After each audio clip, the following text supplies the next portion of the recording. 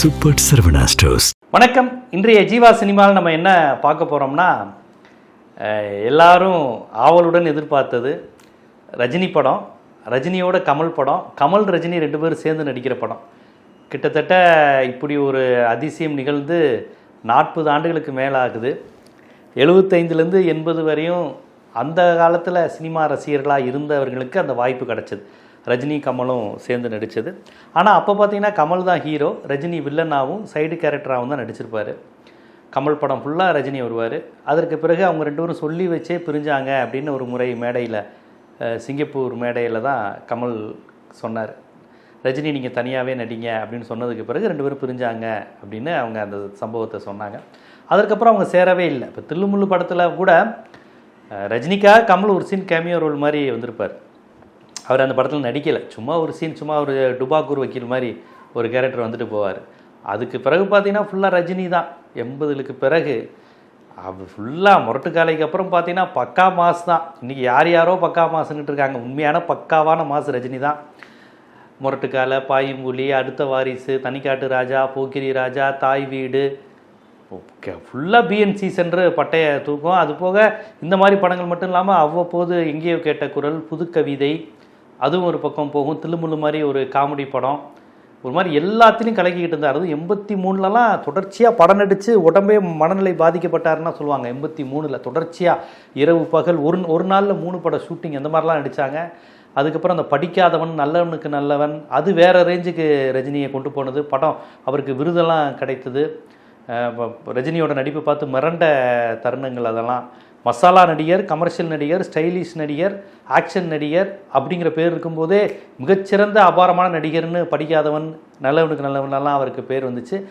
தொடக்க காலத்தில் அவர் வில்லனாக நடிக்கும் போதே நல்ல நடிகருங்கிற பேர் வந்துருச்சு. 3 முடிச்சில் ஃபஸ்ட்டு ரஜினி பேர் போடுறதே அவ்வளோ ஸ்டைலாக இருக்குமே. வர்றது, கூலிங் கிளாஸை போடுறது, கோர்ட்டை விளக்குறது, ஃபோன் அப்படி எடுத்து இப்படி பேசுகிறது, மாடிப்படியிலேருந்து இறங்குறது, நம்ம ரொம்ப இயல்பாக நம்ம பண்ணக்கூடிய விஷயத்தில் இதில் என்ன இருக்குது, மாடிப்படியை விட்டு இறங்கணும் அவ்வளோதானு. ஆனால் ரஜினி மாடிப்படியை விட்டு இறங்குறத அவ்வளோ ஸ்டைலாக ரசித்து பண்ணுவார். என்ன கிளாஸ் எடுத்து இப்படி போடணும் அவ்வளோதானே கிடையாது. கிளாஸை எடுத்து லெஃப்ட்டில் போய் ரைட்டில் போய் அதை யூட்டன் போட்டு ஒரு போடுவாப்பில். கோர்ட்டை அடிக்கடி இப்படி விளக்குறது, அதை ஒரு ஸ்டைல். கோர்ட்டு எல்லாருமே கோட்டை போட்டு இப்படி பிடிங்குவாங்க, ஆனால் அதை கூட ஒரு ஸ்டைலாக்குறது, டையை இப்படி ஸ்டைலாக பண்ணுறது, பார்க்குறது, முறைக்கிறது, ரொமான்ஸ் பண்ணுறது, ஆக்ஷன் லுக்கு, பாசமாக இருக்கிறது, காமெடி பண்ணுறது, எல்லாத்துலேயும் ஒரு ஸ்டைலை கொண்டு வந்த ஒரு நடிகர்னால் அது ரஜினி தான். அது ரசிக்கும்படியும் இருந்தது. அவர் வில்லனாக இருந்து ஸ்டைல் பண்ணுவார் பாருங்க, இதாண்டா ரஜினி ஸ்டைல் அப்படின்னு அவர் சொன்னப்போ அவர் ஹீரோ கிடையாது, அந்த படத்தோட வில்லன். ஆடுபுலி ஆட்டத்தில் ரஜினி வில்லன், ஆனால் அப்போ சொல்லுவார் ரஜினிகிட்ட, இதாண்டா ரஜினி ஸ்டைல்னு. அது எந்த அளவுக்கு ரஜினி ஸ்டைல்னு அவர் சொன்னது தாக்கம் ஏற்படுத்துச்சுன்னா, கிளைமேக்ஸில் கமல் சொல்லுவாப்புல, இதுதான் கமல் ஸ்டைல் அப்படிங்குவாப்புல. அந்த படத்தில் ஹீரோ கமல், ஆனால் வில்லனுடைய டயலாக கடைசியில் அவர் பேசுவார். அந்த அளவுக்கு ரஜினிகாந்த் வில்லனாக இருக்கும்போதே அவருடைய மேனரிசம், பாடி லாங்குவேஜுங்கிறது மக்கள்கிட்ட வந்து பெரிய லெவலில் ரீச் ஆச்சு. பெண்கள் விரும்பக்கூடிய வில்லன் கேரக்டர், 16 வயது நிலையாக இருக்கட்டும், ஆடுபுலி ஆட்டமாக இருக்கட்டும், அதில் பெண்கள் விரும்பக்கூடிய ஒரு கேரக்டர். பைரவி ரொம்ப வித்தியாசமாக இருக்கும். 6லிருந்து 60 வரை மிரண்டுட்டாங்க. ரஜினியே சொன்னாராம், சார் என்ன சார் ஒரு கெரியர் தொடங்குது, ஒரு ரொமான்டிக்காக ஸ்ரீதேவியோட ஜோடியாக ஆடலான்னு பார்த்தா நீங்கள் என்னென்னா போய் வயசான காலம், ஒரு கேன்சர் பேஷண்ட்டு, நாளைக்கு சாக போகிறேன், ராஜா என்பார் மந்திரி என்பார் ராஜ்யம் இல்லை ஆளின் பாட விடுறீங்களே சார் அப்படின்னு ஆப்பலையாம். எப்போ அந்த படம் உனக்கு வேறு லெவலில் இருக்கும் நடினாங்களாம். ஏன்னா கமல் ஸ்ரீபிரியா ஸ்ரீதேவின்னு ஆடிக்கிட்டு இருக்கிறாரு, என்னையே வந்து போய்கிட்டு ஒரு 50 வயசு ஆள் மாதிரி கிளவை மாதிரி நடிக்க விடுறீங்களேன்னாராம். ஆனால் அந்த படம் இன்றைக்கி வரையும் அவருக்கு பேசிச்சு. எங்கேயோ கேட்ட குரல் வேறு லெவல் படம். கை கொடுக்கும் கை மகேந்திரனுடைய, அவர் நல்ல ஒரு மாதம் வந்துக்கிட்டு இருக்கும்போது மகேந்திரனுக்காக நடித்த படம் ஒரு நல்ல கான்செப்ட் உள்ள ஒரு படம். அடுத்து கமர்ஷியலாக பெரிய லெவலில் போலைனாலுமே ரஜினியுடைய பேர் சொல்லும் படங்கள் அது ஒன்று. கேட்கவே வேணாம், ஜானி, முள்ளும் மலரும், இதெல்லாம் தவிர்த்து விட்டு ரஜினிகாந்தையும் பேச முடியாது, மகேந்திரனையும் பேச முடியாது. அந்த அளவுக்கான கிளாசிக் மூவி இதெல்லாம். ரொம்ப தன்னுடைய 30 வயதுக்குள்ளேயே இவ்வளோ பிரம்மாண்டமான நடிப்பை வெளிப்படுத்தியவர், அபாரமான ஒரு ஸ்டைலை காமிச்சவர், நடிப்பு, எல்லாமே, உடல் மொழி எல்லாத்துலேயும் பட்டையை கிளப்பியவர். இதெல்லாம் முதல் 5 வருஷத்துலேயே சாதித்தவர் வந்து ரஜினி. கமலஹாசன் அவர்களையும் கேட்கக்கூட 6 வயசுலேருந்து நடிச்சிருக்காரு. எம்ஜிஆர் முடியில் உட்காந்துருக்காரு, சிவாஜியோட நடிச்சிருக்காரு, ஜெமினி கணேசனுக்கு தம்பியாக நடிச்சிருக்கிறாரு. ரஜினி என்ட்ராகிறதுக்கு முன்னாடியே கமல் வந்து சினிமாவில் வந்து எல்லா ஃபீல்டுலேயும் ஒரு கிட்டத்தட்ட எக்ஸ்பர்ட் தான். டான்ஸு, நாளை நமது படத்தில் கமலஹாசன் வந்து டான்ஸு பிரபுதேவா மாதிரி எம்ஜிஆருக்கு சொல்லித்தர மாதிரியான இடத்துல இருந்திருக்காரு. எம்ஜிஆரை பார்த்து யார் இந்த பையன் நல்லா ஆடுறான்னு சொல்லியிருக்காரு. அந்த நாளை நம்ம இதில் 3வது எம்ஜிஆராக ரஜினி நடிக்க வேண்டியது, கமலஹாசன் நடிக்க வேண்டியதுலாம் சொல்லுவாங்க. ஸோ 2 பேருமே திரையுலகில் வந்து ஒரு மிகப்பெரிய இடத்தை பிடித்தவர்கள். ரசிகர்கள் மத்தியிலும், தமிழ் சினிமாவிலும், தென்னிந்திய சினிமாவிலும், இந்திய சினிமாவிலும். சினிமான்னு எடுத்துக்கிட்டால் அவங்க 2 பேருடைய பேரை தவிர்க்க முடியாது. அது ரஜினி வந்து வேறு லெவல், அது சொல்லணும். அவர் அடைந்து அவங்க எங்கேருந்து எங்கே வந்திருக்காருன்னு பார்க்கும்போது ரஜினியெலாம் ஒரு மிகப்பெரிய தன்னம்பிக்கையினுடைய அடையாளம். ஸோ இப்படிப்பட்ட நடிகர்கள் 2 பேரும் தொடர்ச்சியாக நடித்து வந்தவங்க. அப்புறம் பிரிஞ்சு போய் கமலை விட மிகப்பெரிய இடத்துக்கு ரசிகர் மன்றங்கள் வேறு லெவலுக்கு போகக்கூடிய இடத்துக்கு ரஜினி போயிட்டார். கமல் இருந்தாலும் தன்னுடைய நடிப்பு அப்படிங்கிற அந்த விஷயத்தில் அவர் புது புது தொழில்நுட்பங்களை பயன்படுத்துவது, அப்படி வித்தியாசமாக தன்னை உருமாற்றிக் கொள்வது, இந்த மாதிரி விஷயத்தில் இன்றைக்கி வரைக்கும் ஒரு நம்பர் 1 அவர் இருந்துக்கிட்டு இருக்கார். ரஜினி ரசிகர் மனதில் நம்பர் 1, ஸ்டைல் கிங், மாசு, கிளாசிக் நடிப்பு அப்படின்னு இன்றைக்கி வரைக்கும் வேர்ல்டு லெவல்லையே ஒரு தவிர்க்க முடியாத நடிகராக ரஜினிகாந்த் போயிட்டார். இவங்க 2 பேரும் சேர்ந்து நடித்தா எப்படி இருக்கும்? இன்றைக்கி 2K கிட்ஸுக்கு, ஈவன் 90s கிட்ஸ்க்கே கூட அது புதிய அனுபவம் தான். 80s கிட்ஸ்லாம் கொஞ்சம் தள்ளாடிய நிலையில் இருப்பாங்க. அதாவது 80களில் 25-30 வயசுக்கிட்ட இருந்தவங்க இப்போ வயசு எப்படியும் 65-70 கிட்ட போயிருக்கும். குறைஞ்சது 58-60 இருக்கும். அவங்களுக்குலாம் புதுசாக இருக்கும். ஏன்னா ரஜினி கமல் சேர்ந்து நடித்தப்போ கமல் மட்டும்தான் ஹீரோ, ரஜினி வில்லன்.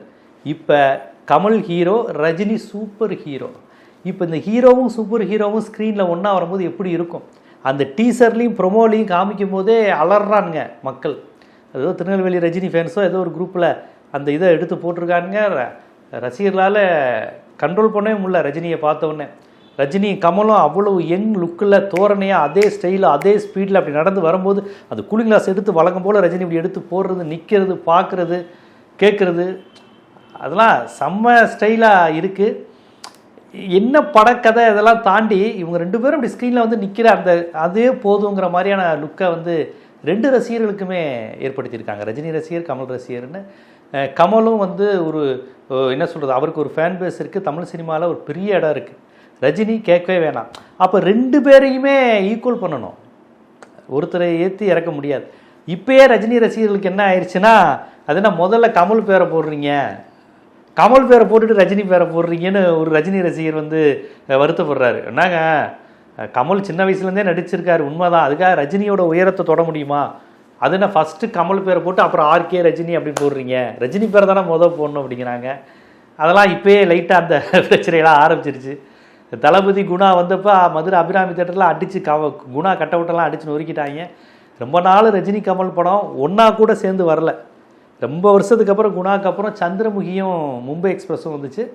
அது பெரிய பிரச்சனை இல்லை, மும்பை எக்ஸ்பிரஸ் பெருசாக ஓடலை.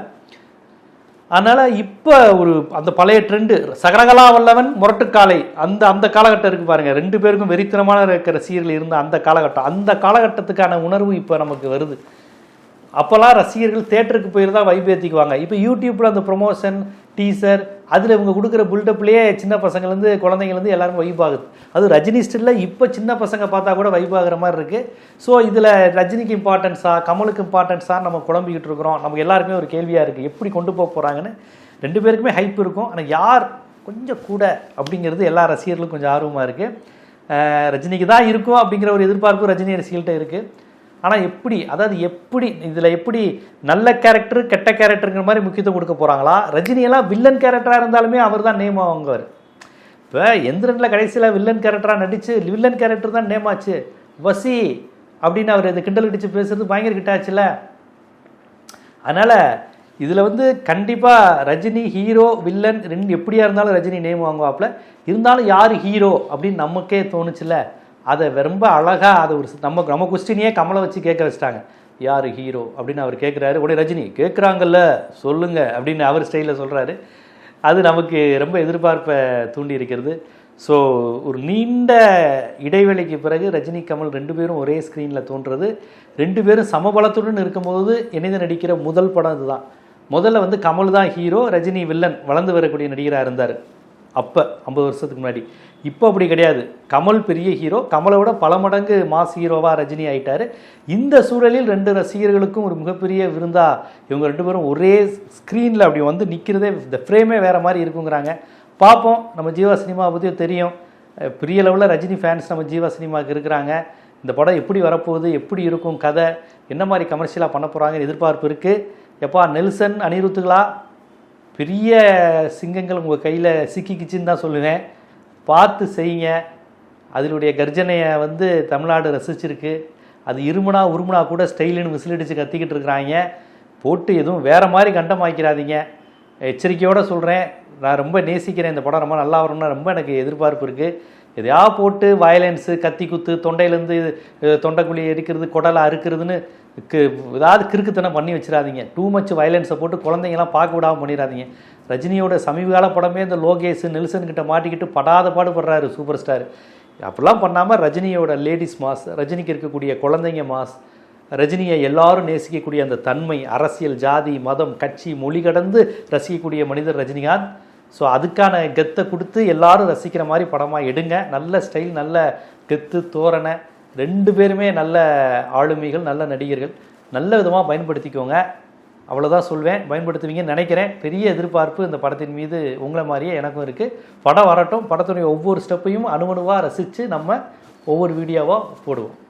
இது போன்ற சினிமாவினுடைய பல்வேறு பரிணாமங்கள், சினிமா குறித்து பல்வேறு செய்திகள், சினிமாவில் பேசப்படாத விஷயங்கள், பேசப்பட வேண்டிய அரசியல்னு பல்வேறு கோணங்களில் சினிமா குறித்து நீங்கள் தொடர்ந்து தெரிஞ்சுக்கணுன்னா நம்ம ஜீவா சினிமா சேனலை சப்ஸ்கிரைப் பண்ணுங்கள், ஆதரவு தாங்க.